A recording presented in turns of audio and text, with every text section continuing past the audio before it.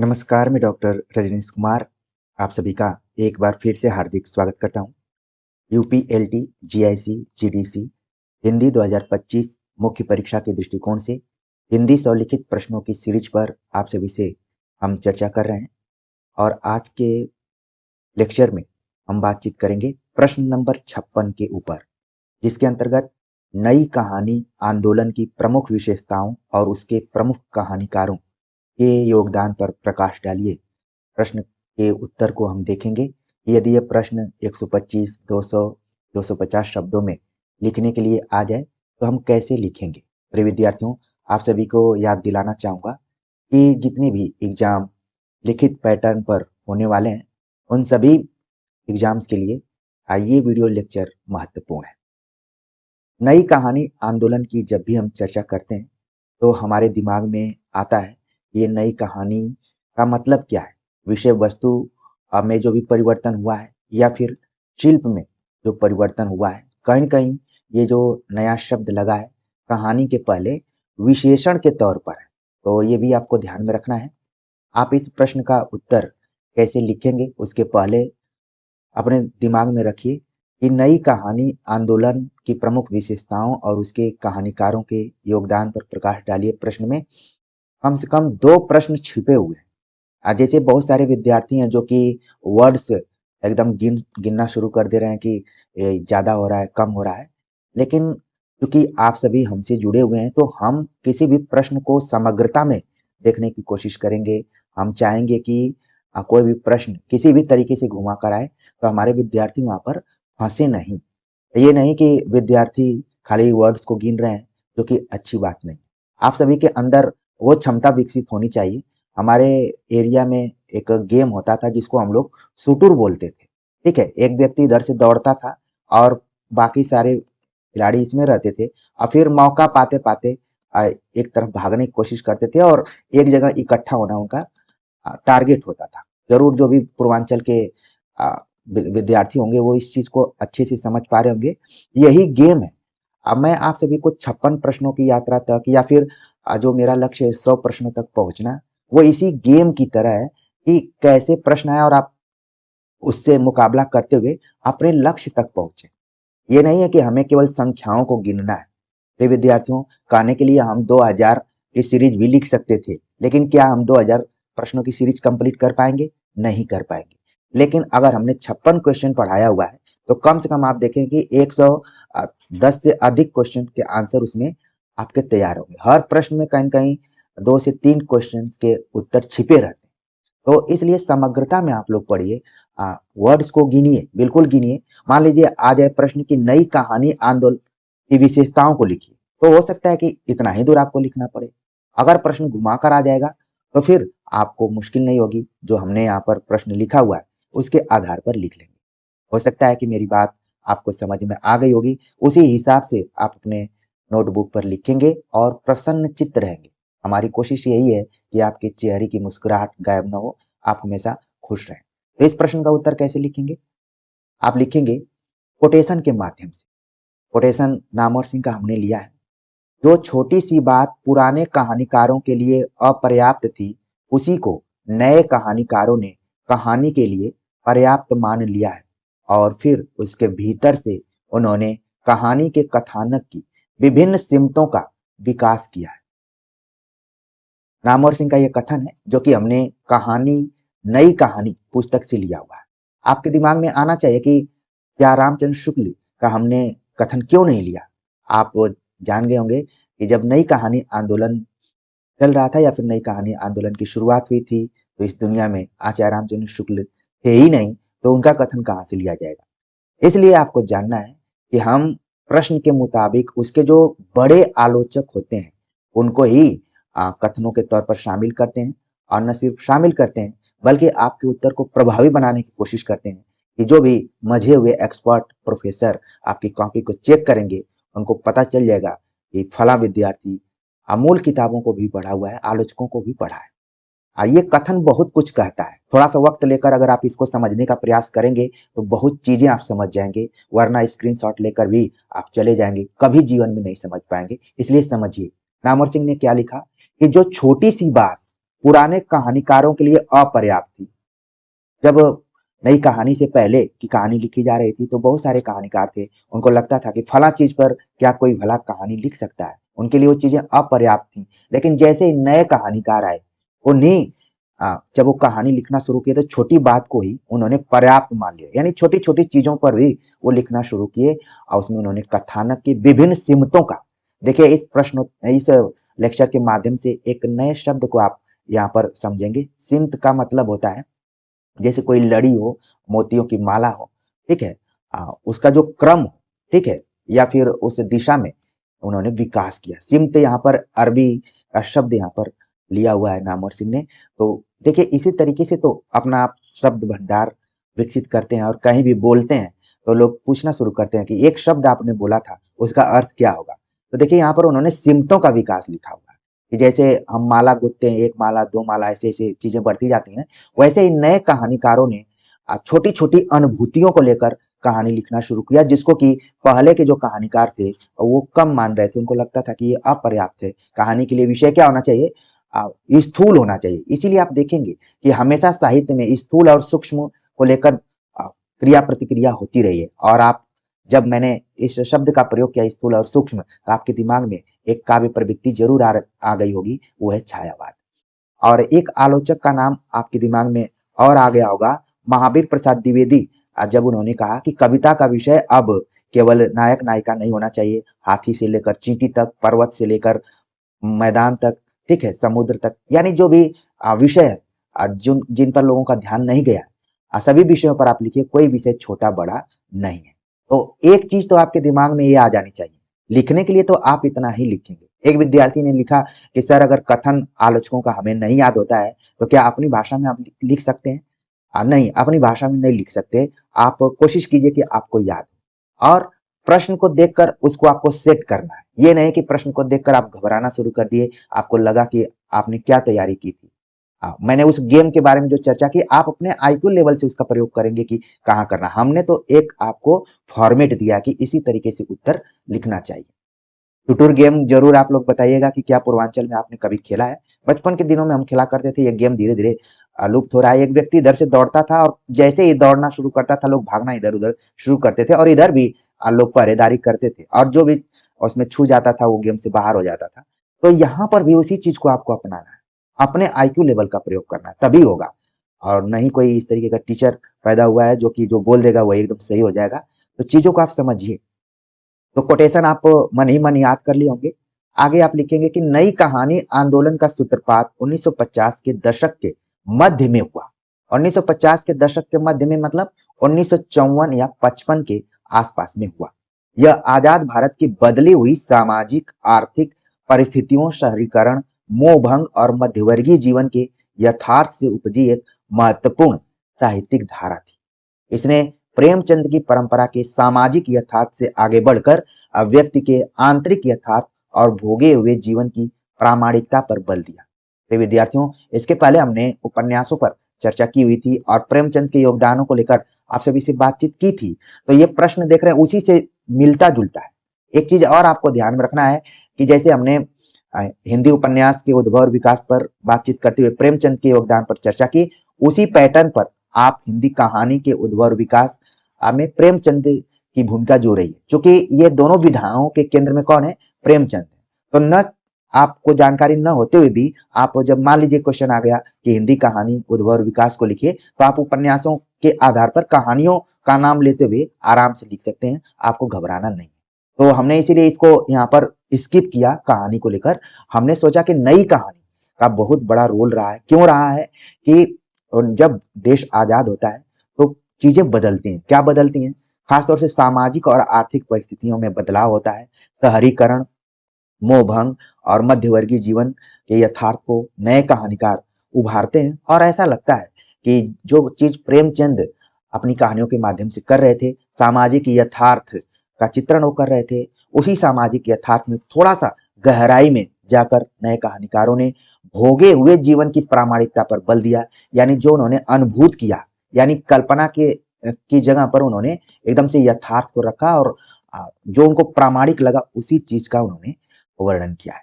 तो एक चीज आपको देखना पड़ेगा कि हर कहानीकार की या फिर लेखक की हर अगली रचना नई होती है। नया शब्द यहाँ पर विशेषण के तौर पर है। विषय वस्तु और शिल्प में जो भी बदलाव हुआ है और परिस्थितियों के माध्यम से जो भी कहानियों की विषय वस्तु में बदलाव हुआ है उसको यहाँ पर कैच करने की कोशिश की गई है नई कहानी आंदोलन में। आगे आप लिखेंगे कि इस कहानी की प्रमुख विशेषताएं क्या है। पहली जो विशेषता इसकी है, अनुभूति की प्रामाणिकता पर जोर दिया गया है। नई कहानी की सबसे बड़ी विशेषता है भोगे हुए यथार्थ पर बल देना। जैसे मान लीजिए आप एग्जाम देते हैं, उसकी अनुभूति अलग होती है। आप एग्जाम में जो पेपर देखते हैं उसको हल करना अलग है। जैसे ही पेपर लेकर घर आए और घर पर कोई विशेषज्ञ बैठा हुआ है, अब वो पेपर देखेगा तो बोलेगा कि पेपर तो बहुत आसान आया हुआ था। उसकी अनुभूति की प्रामाणिकता अलग है, आपकी अनुभूति की प्रामाणिकता अलग है। एग्जाम सेंटर में क्वेश्चन पेपर हल करना अलग बात होती है, घर पे बकैती करना अलग बात होती है। इसलिए नए कहानीकारों ने किस पर जोर दिया, अनुभूति की प्रामाणिकता पर जोर दिया। उनका यह कहना था कि भोगे हुए था, जो अभ्यर्थी के रूप में क्वेश्चन पेपर देगा उसकी अलग है, वो गलत कर सकता है। वहां पर घर वाले तो उसको तुरंत गूगल भी कर सकते हैं। तो ये चीजें आपको समझनी पड़ेगी। उस जमाने में जो सामाजिक आर्थिक परिस्थितियां थी, राजनीतिक परिस्थितियां थी, सबका भोगे हुए यथार्थ पर जोर दिया गया। इसमें विचारधारा या आदर्श की जगह प्रामाणिक अनुभूति को महत्व दिया गया। इसके पहले आप देखेंगे कि जो कहानी लिखी जा रही थी वो कहानी कभी कभी मार्क्सवादी या प्रगतिवादी चेतना पर लिखी जा रही थी। ठीक है, अम्बेडकरवादी चेतना पर लोगों ने लिखना शुरू किया और हर कहानी में आदर्श को रखा जाता था। लेकिन जो नए कहानीकार थे उन्होंने विचारधारा का एकदम एक तरीके से निषेध किया और आदर्श की जगह यथार्थ पर जोर दिया और सबसे ज्यादा जोर दिया अनुभूति को, कि उन्होंने जो महसूस किया है वही लिखा हुआ है। लेखक ने अपने अनुभव को कहानियों का केंद्रीय विषय बनाया। तो जानते हैं कि जीवन में अनुभव का कितना रोल होता है। आप सभी तैयारी कर रहे हैं, जब आप सेलेक्ट हो जाएंगे तो आपके अनुभव का दूसरा लोग उसका उपयोग करेंगे, उससे कुछ सीखेंगे और आगे बढ़ने की कोशिश करेंगे। मान लीजिए आपको एग्जाम का अनुभव ही नहीं है तो फिर आप कैसे किसी को बता सकते हैं। तो यहाँ पर यही बताया कि जो लेखक हैं उन्होंने अपने अनुभव को कहानियों का केंद्रीय विषय बनाया। दूसरी विशेषता इसकी रही शहरी मध्यवर्गीय जीवन का चित्रण। प्रिय विद्यार्थियों, जब देश आजाद हुआ तो पहले कृषि पर जोर दिया गया। जो प्रथम पंचवर्षीय योजना आई वो उसके केंद्र में कृषि, फिर इसके बाद जो द्वितीय पंचवर्षीय योजना आई उसके केंद्र में उद्योग हो गया। और जब उद्योग स्थापित हुआ तो लोग गांव से शहर की तरफ जाना शुरू कर दिए और वहां जाकर क्या हुआ, उसी से एक वर्ग उभरा जिसको कि शहरी मध्य वर्ग कहा गया, जो सुबह में 10 बजे ड्यूटी पर ऑफिस में जाता था और 4 बजे वापस आ जाता था। उसकी एक सैलरी होती थी, वो अपने अनुसार जीवन व्यतीत करता था। लेकिन उसके अंदर भी तमाम चीजें उभर कर आ रही थी। उसी को नई कहानी ने अपने केंद्र में रखा हुआ है, उसको चित्रित किया है। क्या है, नई कहानी का केंद्र मुख्यतः शहरी मध्य वर्ग था। आजकल भी बहुत सारे लोग शहर में रहते हैं और जितने भी गांव के लोग हैं बेचारे, उनको लगता है कि शहर के लोग बहुत इंजॉयमेंट कर रहे हैं, बहुत खुश हैं। आजकल स्टेटस के माध्यम से पता चलता है कि फला आज खुश है कि दुख है, उसको क्या है।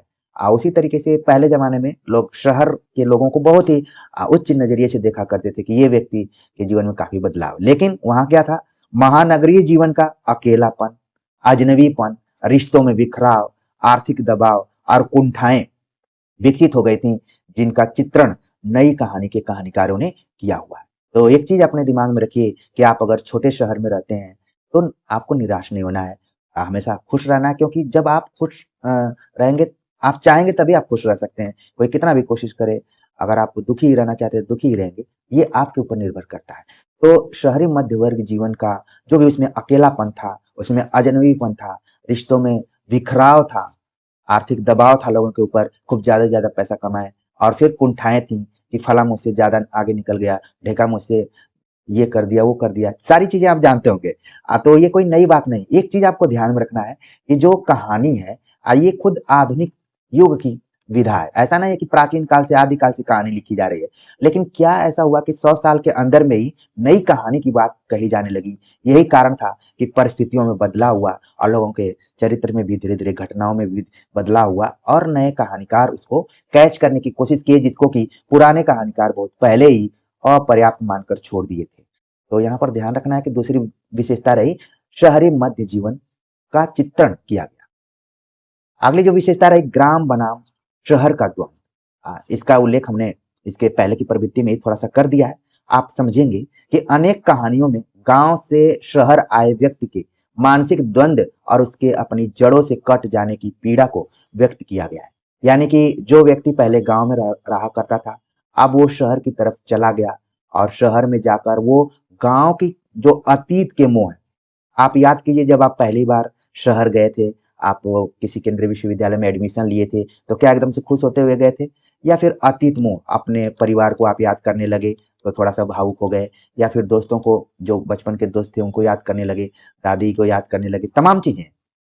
अतीत मोह, अपने गाँव को लग रहा था कि आप छोड़ देंगे, ठीक है? तो मानसिक द्वंद की स्थिति में बहुत सा लोग रहना शुरू कर दिए और लगा कि वो अपनी जड़ों से कहीं न कहीं कट रहे हैं। उसकी पीड़ा को उन्होंने अभिव्यक्त किया है। नई कहानी के जितने भी कहानीकार हैं, उनकी कहानियों में आप देखेंगे कहीं न कहीं अतीत मोह या फिर गाँव में जीवन बिताने के बाद वो शहर की तरफ जाते हैं, तो शहर का जो जीवन है और गाँव का जो जीवन है, उसको लेकर हमेशा वो द्वंद की स्थिति में रहते हैं। तो उसको अभिव्यक्त किया गया है। अब इस इन कहानियों को वही समझ पाएगा जो अपना कुछ जीवन गाँव में व्यतीत किया हो, जो बाजरा देखा हो, धान देखा हो, गेहूँ देखा हो, वही चीज़ों को समझ पाएगा। जिसने खेतों को देखा हो, वही चीज़ों को समझ पाएगा, ठीक है? तो अब मान लीजिए जो शहर में है वो क्या चीज़ों को समझेगा? नहीं समझ पाएगा। तो ग्राम बनाम शहर का द्वंद, चूँकि अभी हम तड़के में आज़ाद हुए थे, ठीक है? आज़ादी के लगभग 7 साल के बाद तो ये चीज़ें शुरू हो गई। उसी समय नई कविता का भी दौर चल रहा था, इसको भी आपको ध्यान में रखना पड़ेगा। अगली जो विशेषता रही, स्त्री-पुरुष संबंधों का यथार्थवादी चित्रण। आमतौर पर पहले स्त्री-पुरुष संबंधों को आदर्शवादी खाँचे में देखने की कोशिश की जाती थी कि ऐसी स्त्री होनी चाहिए, सीता की तरह होनी चाहिए और पुरुष राम की तरह होना चाहिए। इस टाइप से बातें की जाती थी, लेकिन अब हुआ कि जो जैसा है, उसी तरीके का हमें चित्रण करना है। नई कहानी ने स्त्री-पुरुष संबंधों को आदर्शवादी और रोमानियपन से निकालकर उनके यथार्थ रूप को में चित्रित किया। इसमें दाम्पत्य जीवन की ऊब, तनाव और विवाहेतर संबंधों को भी बिना किसी नैतिक निर्णय के प्रस्तुत किया गया। आप याद कीजिए कि एक कविता है, हरी घास पर क्षण भर। उसमें आप देखेंगे कि नैतिकता को भी थोड़ा-सा रखा गया है कि जो प्रेमी प्रेम का है, अब वो आस चारों तरफ देख रहे हैं, कोई आ तो नहीं रहा इस टाइप से, और बोल रहे हैं कि बहुत हो गया, आप इस धुंधलके से निकलते हैं। ये कविता पढ़ेंगे तो आप समझ जाएँगे। तो उसका प्रभाव कहीं न कहीं नई कहानी पर भी दिखाई पड़ता है, और उसमें क्या है कि नैतिक निर्णय क्या होगा, लोग क्या कहेंगे, उसके बिना चिंता के ही दाम्पत्य जीवन, यानी जो पति-पत्नी के बीच में संबंध रहा है, स्त्री-पुरुष के बीच जो संबंध रहा है, उसमें जो ऊब है, तनाव है और विवाहेतर संबंध, बहुत बड़ी बात यहाँ पर लिखी गई है। कई बार हमने देखा है कि विवाहेतर संबंध कब हो जाते हैं, जैसे किसी की शादी हुई और उसकी पत्नी गाँव में रह गई और व्यक्ति शहर में चला गया।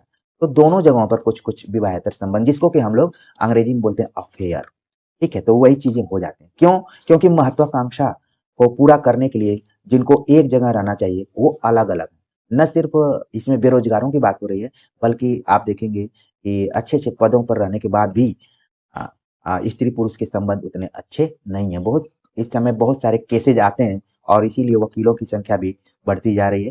तो दाम्पत्य जीवन की सच्चाइयों को नई कहानी ने बहुत तेज़ी के साथ अपने विषय में शामिल किया, ठीक है? अगली जो विशेषता रही वो है शिल्प की नवीनता। अगर विषय वस्तु में नवीनता रही, तो कहीं न कहीं शिल्प में कि उसको कैसे प्रस्तुत किया जाए। नई कहानी ने परंपरागत कथा शिल्प को तोड़ा। घटना या चरित्र के स्थान पर स्थिति या किसी एक क्षण की मानसिक प्रतिक्रिया को महत्व दिया गया। भाषा अधिक प्रतीकात्मक और बिंबात्मक हो गई। इसके लिए आपको ज़्यादा दूर की कोई कहानी नहीं पढ़ना है। परिंदे कहानी पढ़ेंगे तो नई कहानी की जो भी नवीनता है, शिल्प के दृष्टिकोण से नवीनता है, वो पूरा समझ में आ जाएगा। जैसे परिंदे शब्द भी क्या है, एक प्रतीकात्मक रूप में है, इसका जो अर्थ आप लगा सकते हैं, और कहानी पढ़ेंगे तो उसमें बिंब भी दिखाई पड़ती है, और थोड़ी-सी इसमें वही है कि जटिलता दिखाई पड़ती है। परिंदे समझने में थोड़ा-सा तो वक़्त लगता ही है। तो कहीं न कहीं नई कहानी जो है वो परंपरागत जो कथा शिल्प थे। आप देखिए कहानी में प्रयोग बहुत पहले से ही होना शुरू हो चुके थे। जैसे आप कहानी पढ़ेंगे, उसने कहा था। आप लोगों ने पढ़ा ही होगा, नहीं पढ़ा होगा तो पढ़ना पड़ेगा अगर आप हिंदी पढ़ रहे हैं तो। इसमें फ्लैशबैक पद्धति का प्रयोग किया गया है, ठीक है? तो जिसको कि हम लोग पूर्व दीप्ति कहते हैं, ठीक है। तो उसका प्रयोग यहाँ पर किया गया, उसने कहा। लेकिन नई कहानी ने भी तमाम जो परंपरागत शिल्प थे उसको तोड़कर आ, प्रतीक को और बिंब को भी केंद्र में रखा। हो सकता है कि इसके ऊपर नई कविता का भी थोड़ा बहुत असर रहा हो, जिसके प्रवर्तक के तौर पर या फिर हम अगुआ कहें, अज्ञे ने जो नवीन उपमानों की बात की, प्रतीकों की बात की, तो उसका भी प्रभाव दिखाई पड़ता। तो शिल्प की नवीनता एक खास विशेषता रही नई कहानी की। मान लीजिए इतना ही दूर आपको लिखने के लिए आ जाए कि नई कहानी की विशेषताओं को लिखिए, तो ये 5 विशेषताएं आप लिख देंगे और जितने भी वर्ड्स में लिखना रहेगा आराम से लिख देंगे। और हमारा मानना है कि हम समग्रता में बता रहे हैं, हो सकता है कि आपको याद करते करते कुछ इसमें तथ्य भूल भी जाएं, ये स्वभाव है मनुष्य का। आगे इसी क्वेश्चन का जो अगला पार्ट है कि नई कहानी आंदोलन की शुरुआत तो हो गई, तो उसके प्रमुख कहानीकार कौन थे और किनका योगदान रहा है इस आंदोलन को आगे बढ़ाने में। आप लिखेंगे कि नई कहानी आंदोलन को मुख्यतः 3 कहानीकारों की त्रयी ने प्रतिष्ठित किया। इनको त्रयी कहा जाता है, जिसमें मोहन राकेश, ठीक है, कमलेश्वर और राजेंद्र यादव। तो ये तीनों नई कहानी आंदोलन की जब भी बात की जाएगी उसमें त्रयी के रूप में जाने जाएंगे। मोहन राकेश के बारे में देखते हैं। अब वे नई कहानी के सबसे मजबूत स्तंभ हैं। उनकी कहानियां शहरी जीवन के संत्रास, अकेलेपन और टूटन को व्यक्त करती हैं। मैंने जैसा कहा आपको कि लगता है कि शहरी जीवन बहुत ही आसान होगा, बहुत ही इंजॉयमेंट वाला होगा। जितनी भी घटनाएं आप बड़ी बड़ी घटनाएं देखते हैं, अब वो अक्सर शहरों में ही घटती हैं। तो वहाँ का जो संतरास है, अकेलापन है, टूटन, टूटन शब्द कल महसूस ही किया जाता है। कब कोई टूटता है आप चीजों को समझ पाएंगे। तो मोहन राकेश ने इन सभी प्रवृत्तियों को अपने कहानी के विषय में रखा। जहां मलबे का मालिक विभाजन की त्रासदी के बाद बचे मानवीय रिश्तों की कहानी है, तो वहीं एक और जिंदगी दाम्पत्य जीवन के बिखराव को दिखाती है। तो मलबे का मालिक तमाम पाठ्यक्रमों में शामिल कहानी है, आपने पढ़ी होगी एक और जिंदगी। तो चूंकि इन कहानियों को जब आप पढ़े रहेंगे तभी आप समझ पाएंगे कि किसमें संतरास है, अकेलापन है, टूटन है, मान जो भी दाम्पत्य रिश्ते हैं वो किस टाइप के। अगले जो कहानीकार इससे जुड़े हुए थे वो थे कमलेश्वर। इन्होंने महानगरीय जीवन की अमानवीयता और कस्बाई जीवन के यथार्थ को अपनी कहानियों में उतारा। राजा निर्वंशिया और खोई हुई दिशाएं उनकी प्रसिद्ध कहानियां हैं, जो बदलते सामाजिक मूल्यों और मानवीय संवेदनाओं के क्षरण को दर्शाते हैं, एकदम यथार्थ रूप में प्रस्तुत करते हैं। ये वही कमलेश्वर हैं जो आगे चलकर एक अन्य आंदोलन की शुरुआत करते हैं और पत्र पत्रिकाओं का संपादन भी करते हैं। आपके लिए होमवर्क है कि नई कहानी आंदोलन के अलावा कमलेश्वर ने अन्य किस आंदोलन का प्रवर्तन किया या फिर उसकी शुरुआत की। चूंकि तीनों को हमने यहाँ पर क्या बताया, त्रयी बताया, तो कोई भी आप देखेंगे कि त्रिकोणीय जब चीजें होती हैं तो कई बार सक्सेसफुली भी रहती हैं और कई बार इसमें थोड़ा सा बिखराव भी हो जाता है। तो कमलेश्वर ने नई कहानी की भूमिका नाम से एक पुस्तक भी लिखी है, ये भी आपको ध्यान रखना है। नई कहानी की भूमिका कमलेश्वर ने लिखी हुई है, बहुत ही इंपॉर्टेंट पुस्तक है। जरूर समय मिले तो जरूर पढ़िए। लाइब्रेरी में अगर जाते हो, बड़े बड़े विश्वविद्यालयों की लाइब्रेरी में जाते हो तो आप ले सकते हैं, पढ़ सकते हैं, ठीक है। तो कमलेश्वर जिन्होंने महानगरी जीवन, जिनको कि हम मेट्रो सिटीज कहते हैं, एक फिल्म इधर आई हुई है मेट्रो इन दिनों, ठीक है। ये आप जरूर देखिएगा, मैंने देखा था तो थोड़ा सा मुझे तो बोरियत ही लगी, लेकिन मुझे लगा कि कहीं न कहीं 10-15 वर्षों की आगे की कहानी, ठीक है। तो ये देखिएगा, एग्जाम दे लीजिए तब देख लीजिएगा या फिर कभी भी। तो कमलेश्वर ने महानगरी जीवन की अमानवीयता और कस्बाई जीवन जिसको हम बोलते हैं टाउन एरिया, जैसे कई जगहों पर आप देखते हैं ना, नगर पंचायत या फिर इस तरीके से चुनाव होता है जहाँ पर शहर से तुरंत ही गांव जुड़ा हो, वो कस्बाई जीवन कह सकते हैं, टाउन एरिया जैसे। तो वहाँ के जो भी यथार्थ थे उनको प्रस्तुत करने का प्रयास किया। 2 कहानियों का हमने उल्लेख किया है। जो इस आंदोलन से जुड़े हुए तीसरे व्यक्तित्व हैं उनका नाम है राजेंद्र यादव। इन्होंने मध्यवर्गीय समाज के भीतर के खोखलेपन, पाखंड और नैतिक द्वंद्व को उजागर किया। उनकी कहानी जहां लक्ष्मी कैद है और टूटना स्त्री पुरुष संबंधों की जटिलता और व्यक्ति के अकेलेपन को मार्मिकता से प्रस्तुत करती है। राजेंद्र यादव ने मध्यवर्गीय समाज, जो कि शहर में रहता है और किसी नौकरी में है और उसकी दिनचर्या है कि रोज ऑफिस जाना फिर ऑफिस से आना, उसके अंदर की जो जो खोखलापन है, मतलब कि बाहर से तो पूरा पेंट पोता हुआ लेकिन अंदर से वो क्या एकदम खोखला है, पोपला है जिसको यहाँ पर बोला जा सकता है। और पाखंड, अक्सर आप बड़े शहरों में जाएंगे तो यही आपको चरित्र सब दिखाई देंगे, खोखलापन, पाखंड, ठीक है, नैतिकता का द्वंद्व, ठीक। तो राजेंद्र जी ने इन सभी कहानियों में प्रस्तुत किया है। 2 कहानियों का यहाँ पर उदाहरण दिया गया, जहाँ लक्ष्मी कैद है और टूटना। इनके अलावा उस समय में महिलाओं ने भी लिखना शुरू कर दिया। जब स्त्री-पुरुष दाम्पत्य की बात की जा रही है, तो महिलाओं ने भी कहानी लिखना शुरू कर दिया। एक अच्छी बात ये थी कि महिलाओं का भी आगमन हो गया। तो उसमें मन्नू भंडारी, उषा प्रियमदा, निर्मल वर्मा, ये पुरुष हैं, ध्यान रखना है। भीष्म साहनी ने भी नई कहानी आंदोलन को अपनी रचनाओं से समृद्ध किया है। इसमें आप अ, आगे तमाम कहानीकार, महिला कहानीकार आ रही हैं, उनको देख सकते हैं। लेकिन जब नई कहानी की बात की जाएगी, तो शुरुआती दौर में मन्नू भंडारी, उषा प्रियमदा, इन दोनों की कहानियों का, जैसे यही सच है, आप कहानी पढ़ेंगे, यही सच है, तो समझ जाएंगे। फिल्म भी बनी है रजनीगंधा, और उषा प्रियमदा जैसे वापसी, जिसमें कि उसको वृद्ध विमर्श को शामिल किया जा सकता है। इसी तरीके से चीफ की दावत, चीफ की दावत गांव में तो नहीं दी जाएगी, शहर में ही दी जाएगी। चीफ शब्द का प्रयोग कहाँ किया जाएगा? शहर में किया जाएगा। गांव में क्या होता है? मुखिया, मुखिया अगर गांव में आ जाते हैं किसी घर, तो परिवार वाले एकदम खुश हो जाते हैं। उनकी कैसे सेवा, उनको कैसे दावत दिया जाए, वो सारी चीजें हो जाती है। लेकिन चीफ कहाँ आएंगे? शहर में आएंगे। तो उसमें जो महिला है, ठीक है, बूढ़ी माँ, उनकी क्या स्थिति है, आपने कहानी को पढ़ते हुए कहीं न कहीं देखा होगा। तो ये तो जितनी भी नई कहानी की विशेषताएँ और उससे जुड़े हुए जो आंदोलन के नेतृत्व करता थे, उनको आपने देख लिया। आप निष्कर्ष पर पहुँचेंगे कि कुल मिलाकर इस आंदोलन ने हिंदी कहानी को आधुनिक बोध से जोड़कर एक नई दिशा प्रदान की और नए कहानीकारों को पैदा भी किया।